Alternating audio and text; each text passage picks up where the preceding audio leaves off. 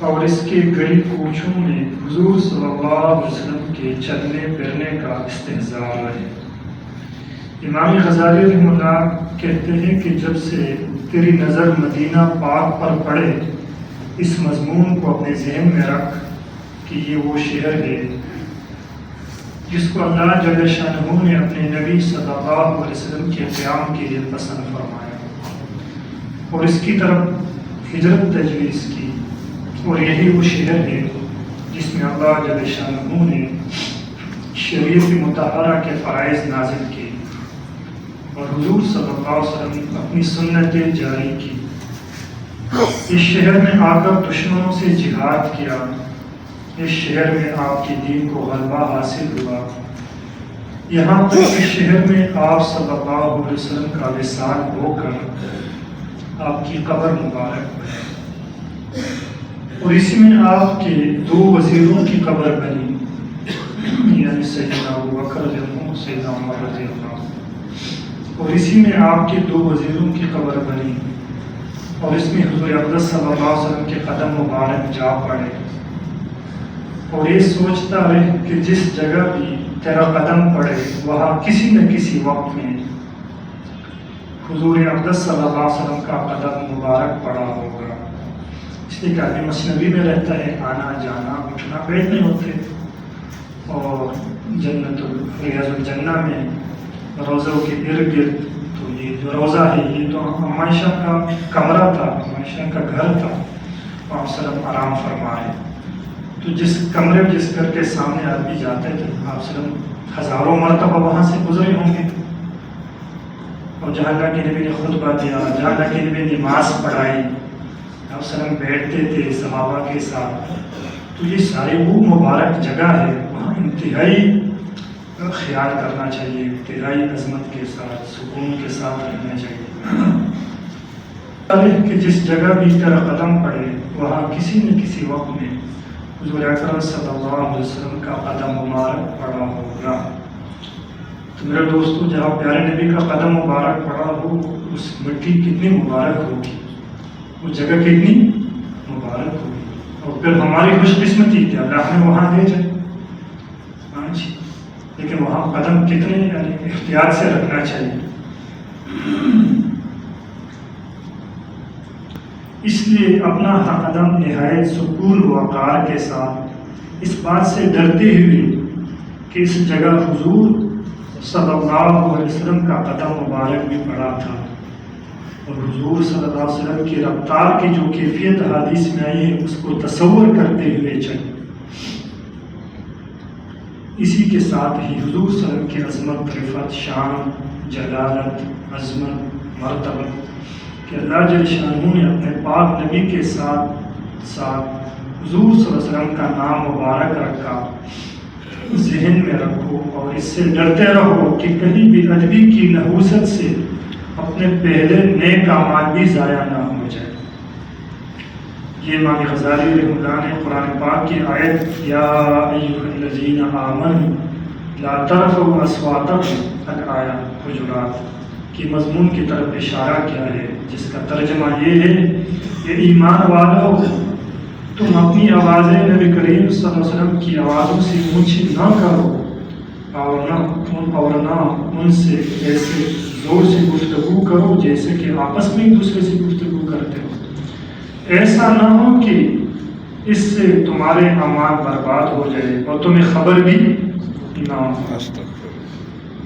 تو جہاں مدینے جانے کا شوق ہو وہاں ڈر بھی ہو، کوئی ایسی حرکتیں نہ ہوں۔ پھر یہ مضمون تفصیل سے گزر چکا ہے کہ اس کے بعد امام غزالی لکھتے ہیں کہ پھر اس دور کا تصور کرو جبکہ صحابہ کرام اجمعین کی جماعت یہاں حاضر تھی، حضور صلی اللہ علیہ وسلم کے مشاہدہ اور حضور صلی اللہ علیہ وسلم کی بابرکت کلام کے سننے سے مستفید ہوتے تھے۔ آگے شعر لکھا ہے، چمن کے تخت پر جس دم شہی گل کا تجمل تھا، ہزاروں بلبلیں تھی باغ میں ایک شور تھا بلتا، کھلی جب آنکھ نرگس کی نتا جو زخارہ کچھ باقی بتاتا باغ بارو۔ بتاتا باغ باغ وہ یہاں غنچہ یہاں گلتا. سمجھ آ گئی؟ چمن میں تخت پر جس دم شہی گل کا تجمل تھا، ہزاروں بلبلیں تھی باغ میں ایک شور تھا بولتا. کلی جب آن کا نرگس کی نتاج زخام کچھ باقی. بتاتا باغ باغ رو یہاں غنچہ یہاں گلتا.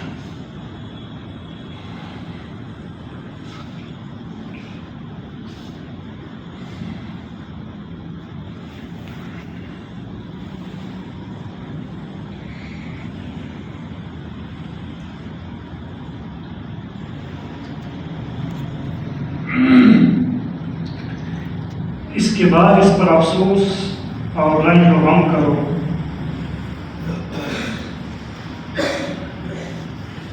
کہ میں حضور صلی اللہ علیہ وسلم کی اور صحابہ کرام کی بھی زیارت سے محروم رہ گیا، اور دنیا میں تو یہ محرومی ہو ہی گئی. آخرت کا حال معلوم نہیں کیا ہو. زیارت اقدس شوق سے نصیب ہوتی ہے یا حسرت سے کہیں دربار سے ہٹا نہ جاؤں، نہ دیا جاؤں، اور اپنے بدعمالیوں حاضری میں معنی نہ بن جائے. اس لیے کہ حدیث پاک میں آیا ہے کہ قیامت میں بعض آدمی میرے پاس سے ہٹا دیا جائیں گے، میں کہوں گا کہ یہ تو میرے ساتھی ہے، تو جواب ملے گا تمہیں معلوم نہیں کہ تمہارے بعد انہوں نے کیا کیا. بس اگر تم نے حضور صلی اللہ علیہ وسلم کی شریعت مطہرہ کا احترام کی خلاف ورزی کی، بس اگر تم نے حضور صلی اللہ علیہ وسلم کی شریعت مطہرہ کے احترام کی خلاف ورزی کی، تو اس سے بے فکر نہ رہو کہ کسی وقت یہ بے راہی تمہارے اور حضور صلی اللہ علیہ وسلم کے درمیان حائل نہ ہو جائے.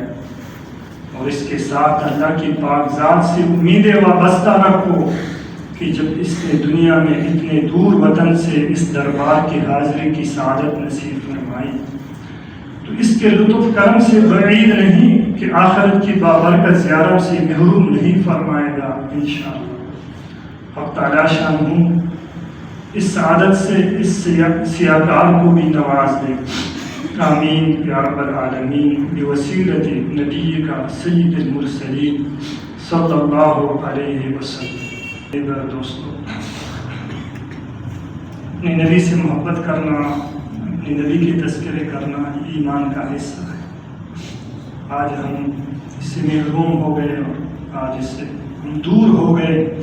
جس کے تذکرے نہیں کرنا چاہیے تو اس کے تذکرے کر رہے، جس کو یاد نہیں کرنا چاہیے تو اس چیزوں کو یاد کر رہے، جن چیزوں کو نہیں پڑھنا چاہیے اس کو پڑھتے، اور جس کو دل میں نہیں بٹھانا چاہیے اس کو دل میں بٹھاتے.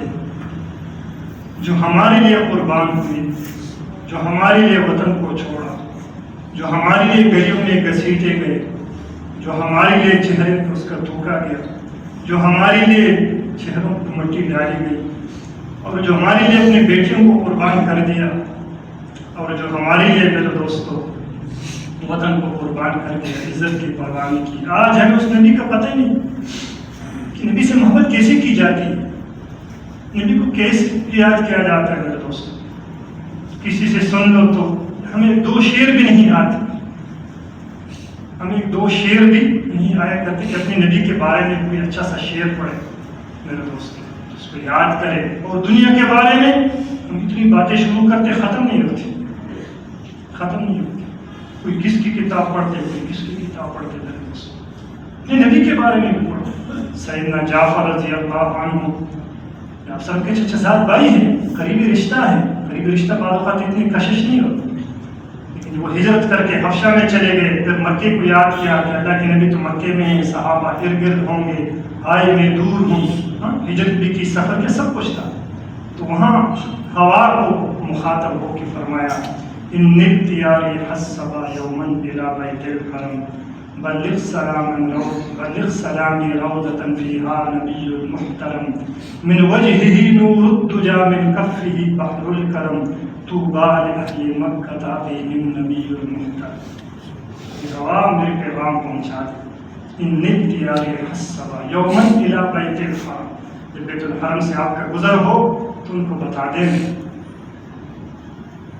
ان الدیار حسبا یوما الی بیت الحرم بلغ سلامی روضۃ فیہا نبی محترم، اس باغیچے کو میرا سلام پہنچا دے جس میں نبی محترم رہا کرتے ہیں اور ایک صحابہ، من وجہہ نور الدجا، جس کے چہرے کے نور کے طفیل سارے اندھیرے چھٹ جاتے ہیں، ختم ہوتے، من کفہ بحر الکرم، جس کے ہاتھ مبارک سے سخاوت کے دریا چھٹ پڑتے ہیں، نکل جاتے ہیں، من وجہہ نور الدجا من کفہ بحر الکرم طوبی لأہل مکہ فیہم نبی محترم، کیا خوشحالی ہے، خوش قسمتی ہے مکے والوں کی، وہاں اللہ کے نبی رہا کرتے ہیں۔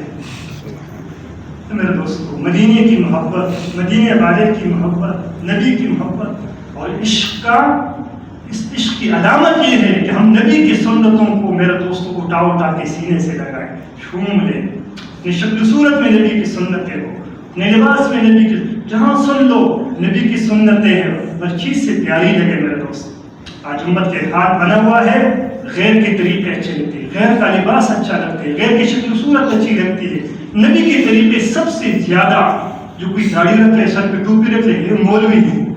کون ہے یہ مولوی؟ یعنی نبی کی زندگی کو مولوی دیکھ کر کہانی ختم کر دی میرے دوست، قصہ ہی ختم کر دیا۔ مولوی کون؟ یہ داڑھی کہاں سے آئی؟ یہ پگڑی کہاں سے آئی؟ یہ حیا کا لباس کہاں سے آیا؟ میرے دوستو، نبی کی سنتوں کو مولوی کا نام دے کر کہانی ختم کر دی کہ میرے نبی سے کیا تعلق۔ میرے دوستو، ایسی بے وفائی، ایسے اپنے نبی کو چھوڑ دینا، ایسی بے مروتی میرے دوستو، جو ہمارے لیے کٹ گئے، جو ہمارے لیے میرے دوستو سب کچھ لٹا گئے، میرے دل میں اس کی اتنی بھی عظمت نہ ہو کہ میرے دوستو میں اس معاشرے میں چلوں، کوئی کسی کی ملامت کی پرواہ نہ کروں۔ میرے دوستو، لا یؤمن احدکم حتی یکون ہواہ تبعا لما جئت بہ، تم میں سے کوئی ایمان کا مزہ چکھ ہی نہیں سکتا، تم ایمان کا پتہ نہیں چل سکتا، چکھ لینے کسی چیز کا سالن کیسا ہے، اتنا بھی تم ایمان کا مزہ، کھانا تو بات کی بات ہے نا، کھانے مزہ آتا ہے، اتنا ٹیسٹی، بہت اچھا، ہاں جی، تم ایمان کو اپنے زبان پہ رکھ نہیں سکتے اس وقت تک جب تک تمہارے اندر کے خواہشات میرے لائی ہوئی شریعت کے تابع نہ ہوں، تمہارے اندر کے جذبات مٹ جائے، ختم ہو جائے، ہاں جی، مٹا دے اپنی ہستی کو اگر کچھ مرتبہ چاہے کہ دانا خاک میں مل کر بلوغ گلزار ہو جائے، اپنے اندر کی خواہش ختم ہو جائے، ایک ہی چاہت ہو، اللہ کیا چاہتا ہے، ایک ہی چاہت ہو، میری نبی کی زندگی کہاں ہے، ڈھونڈنے لگے میرے دوستو، اس میں آدمی عاشق ہو، دیوانہ ہو، دیوانہ وار کرتے رہے۔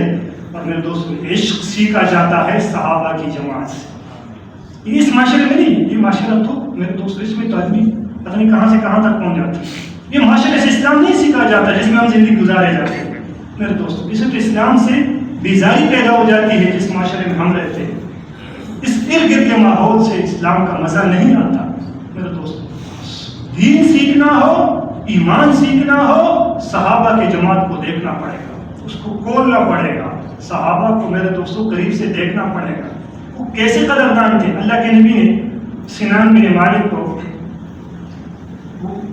اپنا خون دے دیا احد کے موقع پر کہ یہ لے لو، میرا خون ہے، خون مناسب نہیں کہ زمین پہ گرے، امت کے بہت بڑا نقصان ہے اگر میرا خون زمین پہ گرے، تو اللہ نے ایک صحابی کو دے دیا، فرمایا جا اس کو دفنا دو، تو اس نے سامنے پی لیا، ایک جگہ تو آتا نہیں دوسرے دفنا دیا، ایک نے نبی کے سامنے پی لیا اور فوراً اس کا چہرہ بدل گیا، جیسے نبی کا خون اندر گیا تو اس کا چہرے میں نبی کے وہ جو انوارات تھے وہ آ گئے، چہرے بدل گیا۔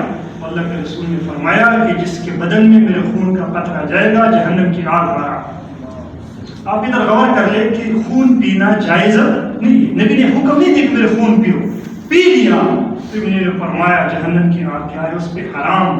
سنتوں کا تو حکم ہے میرے دوستوں، سنت تو عشق کا نام ہے، قربت رسول کا نام ہے، قربت الہی کا نام ہے، سنت تو ایمان کا نام ہے، سنت تو اسلام کا نام ہے، سنت تو میرے دوستوں نبی سے محبت کے جذبات کا نام ہے میرے دوستوں۔